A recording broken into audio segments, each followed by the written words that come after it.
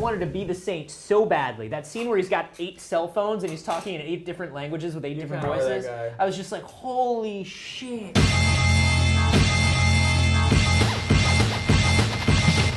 So, Star Wars. You like that. That's your thing.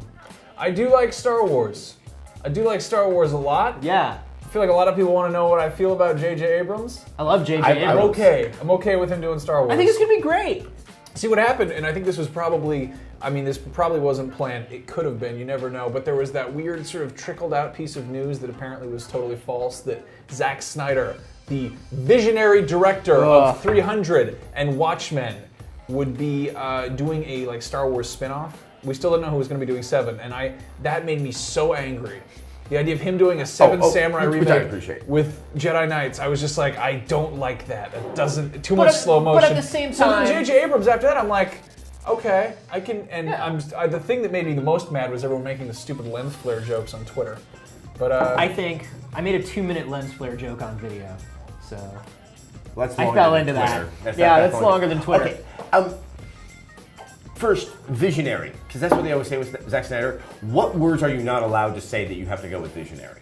I don't think there's a good answer for that. You can't say auteur. But yeah, it's visionary now seems to be almost codified. Like, not terribly successful every time he takes a swing, but he's visionary. I think visionary is the component of auteur, which means you can look at something and know that it's that person without the exceedingly high amount of talent part of auteur, right? Okay. So this is a dude with a style, and I think J.J. Abrams is too. I think that J.J. Abrams is very sort of. I couldn't put my finger on his style. I think he's very experimental, and he's kind of a chameleon. I thought that Super 8 was the most amazing, like, Spielberg fan film I've ever seen.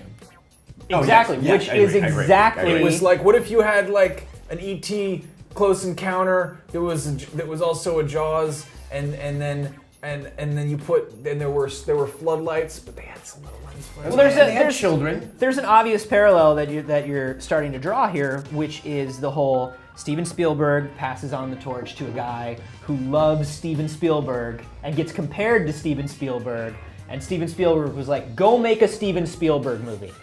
And now, this same guy, obviously, growing up on George Lucas, has George Lucas tap him on the shoulder and say, go make a George Lucas movie. I think he's gonna do great, you know? I'm not saying he's going to do great or not. I'm lukewarm on J.J. Abrams. Lost didn't resonate with me. Mission Impossible 3, I think we can all collectively say was kind of... That was not the one. Yeah, I do think Star Trek was a lot of fun. I liked Star Trek. Yeah, I like Star Trek too. A lot. And I love Star Trek, yeah. I don't like Star Trek. I'm the Star Wars guy. That's why we are secretly enemies. Okay, but I really like it. It's not so secret. He stole a car and listened to Beastie Boys in it. It was great. I can see why it has all those Trekkies. I loved it. I loved it. I like that he stole the car. Don't you find it a little strange that, so he's brought on to do Star Trek for Paramount, that no one probably thought that Star Wars was coming back, so that's fair.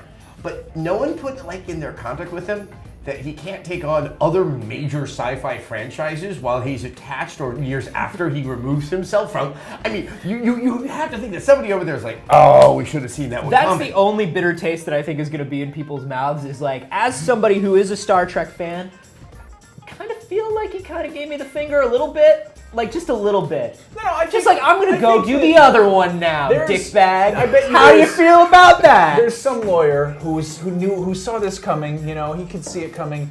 He's doing the contract, there's a little clause in there that says, come back for us, Star Wars fans. And much like an Indiana Jones movie, you have to hold it up to a certain light and hold like a wax thing under it to see that clause in the contract. It's secret. Yeah. It's written in Arabesh. That's the Star Wars font. What's interesting is I think like this is dudes who grew up on a popular franchise that are now taking the reins of the franchise. And this is something that happens in video games a lot now. Yeah, like a lot. And I guess the question is it good or bad? We're about to find out. Somebody who had to grow up on Star Wars had to take the helm of Star Wars. That was an inevitability. They weren't going to give it to, I don't know, Philip Kaufman, which would be a bad idea. I think a component of it is we all kind of look at Lucas and Spielberg and say, they can't do this anymore. They can't do this anymore. And I Mom, we're putting Dad in a home. Yeah, I will mow the lawn now because every time he tries to mow the lawn, he runs over the cat. Yes, that's what's going on.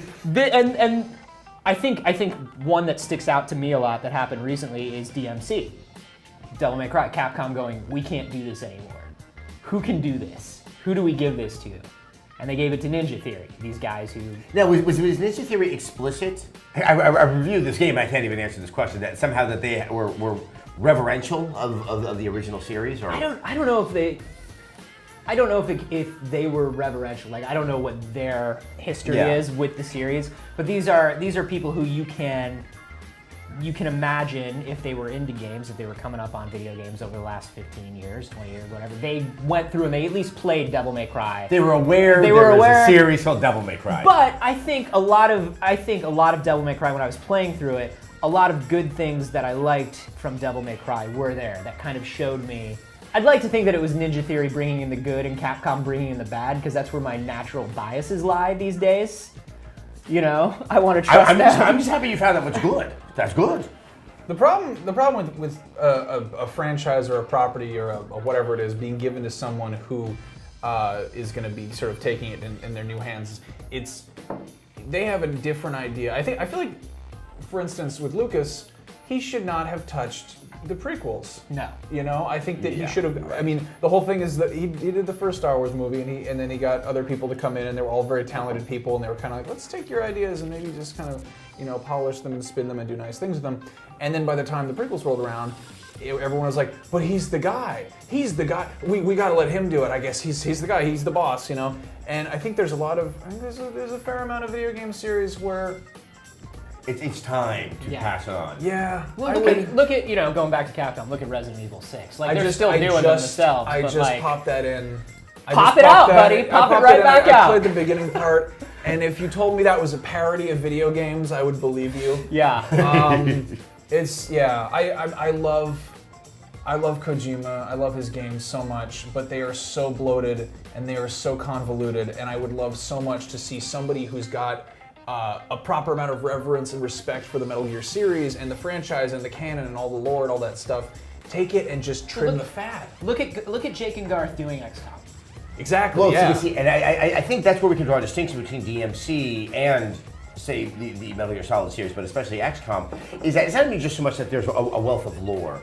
There is something that is so well established in that franchise, how it plays, what those kind of basic, essential rule sets are. And the new XCOM respects those and knows how to take those precepts and really make them into something so much more compelling that's very modern and contemporary. Yeah. That's what I'm wondering about with Star Wars. Well, the problem is the lore something that is rich enough that you really can pull another? Sure. I think that Abrams, I think what he needs to remember to do is to simultaneously use what's already there to draw from, but at the same time, like, not use any of the characters from the movies. He needs to make a new trilogy. That's what. I think you're right. I think you're right. There's a certain. But also, he needs to make it space fantasy. Yeah. Because I think that Lucas tried to make it science fiction. Like he saw science fiction over the videos in the video store too many times and convinced himself that, like, no, man, you got space wizards. Sorry, I'm picturing George Lucas in a video store right now, and it's a really funny. What are these strange black rectangles with pictures on them? There is so much going on in like that Star Wars expanded universe that there are so many things that you can pull from to create these new movies. You want to hear a good Star Wars movie? You want to hear an amazing Star Wars movie? I will tell you an amazing Star Wars movie right now. You take the John Wagner, Cam Kennedy, Boba Fett one-shot comics, which were done in like the late 90s.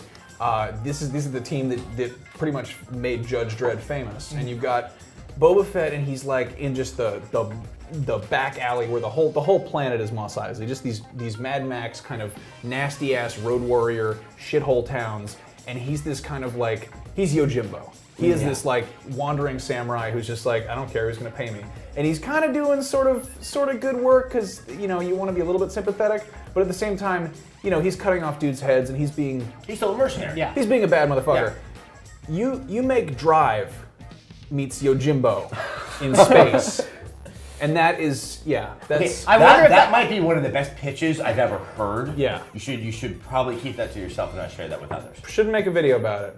No, definitely not. But there are things like that, and you can take that Star Wars world in so many different directions and still have it be Star Wars, because I'm equally fond of like Genndy Tartakovsky's Clone Wars cartoons. Those little 2-minute cartoons that were made for like 6 or 7 years old. Brevity is the soul of wit. And I feel like J.J. Abrams, he's a fan, and if he's a fan that knows enough about the fiction to pull from it, and knows enough to kind of like give us all the finger when we're getting a little too fanboyish. Okay, but here's the question, and Star Trek doesn't carry the same kind of baggage because just the way it kind of skews in its appeal. Who is the movie going to be for? This was the big conundrum about Lucas's prequels, is that they clearly were made for children. And maybe if you go back, I think Mark Hamill has said it, is that the original Star Wars movies were made for kids, but somehow I think because of the Cantina and all these small touches that they were so well thought out, it resonated with adults, and or a lot of kids who saw it carried it with them into their adult life. Disney has the license. There's all the marketing potential. They're not going to want to alienate 10-year-olds because they're going to buy most of the figures. In the 70s and 80s, you were allowed to get darker with children's fare than you normally get now, including some Disney films why I'm all of the tough time. and stuff. Yeah, just so yeah. you know. I can't grow a beard. But that's why, like, you look at even Disney in the 80s, and they have the Black Cauldron. You look at Don Which Bluth. is the biggest disaster for them ever, both But creatively it's and a commercially. but it's a Sucks because the Prydain Chronicles are the jam, and really I would good. love to see But them. then you look at Don Bluth, and you've got Secret of NIMH. Oh, You've yeah. got like these 80s movies that Also are for a children. commercial failure. Yeah, Labyrinth, Neverending Story has dark parts. Like The problem even is, Henson it's did not it. You know what I those- mean? It's not that those are dark. It's that they're kind of unrelatable. I think that Don Bluth with the Secret of NIMH, with the Rats and NIMH. Oh, All Dogs Go to Heaven has some of the darkest scenes I've ever seen. It got weird. It got weird. Kids love All Dogs Go to Heaven. It got weird when went in the corner. I think that it's entirely possible to make a movie that is for kids of all ages. This is what I'm saying. You make it towards kids, you put in enough of that stuff for adults, because that's the thing. Even the original Star Wars movies, you can say that they're for kids, but there are enough winks at us as adults. Well, the Han Solo character. Yeah. I still believe that the original Star Wars movies, which I saw in the theater, Who cranked the thing to make the movie go when you went there? Without Han Solo, without that, Yeah. both that character and Harrison Ford's interpretation of him, I don't know if we'd be talking about the Star Wars movies. That is totally true. I don't think you could have "I Love You, I Know," which is still one of my most favorite moments in any movie ever. But that was kind Not of a like, Lucas moment. You Nope. took the silly ground, the silly fantasy of everything, and gave it that kind of relatable grounding that felt like a classic Hollywood movie, something that Bogart could. And that be to in. me is Super 8. That to me is kind of like J.J. Abrams' thing. And that's why I think he will be so suited for this. Because you look at Super 8, that was a movie with like an 80s kids movie sensibility. It reminds me a lot of like Stand By Me or The Quest or something like that. And if he can bring that E.T. to E.T., yeah. E.T. I think there's a lot of E.T. that's in Super 8. Yeah. So bring that to Star Wars, and I feel like it's golden. Golden. I think that's good. Alcatraz. Can't fail. Star Got me Wars. excited. I'm gonna see it. I'm gonna go see it. I like Star Wars. Come on, think about what we do for a living. Like it or not, we're gonna see it. I hope they bring the Jar Jar back. I loved him.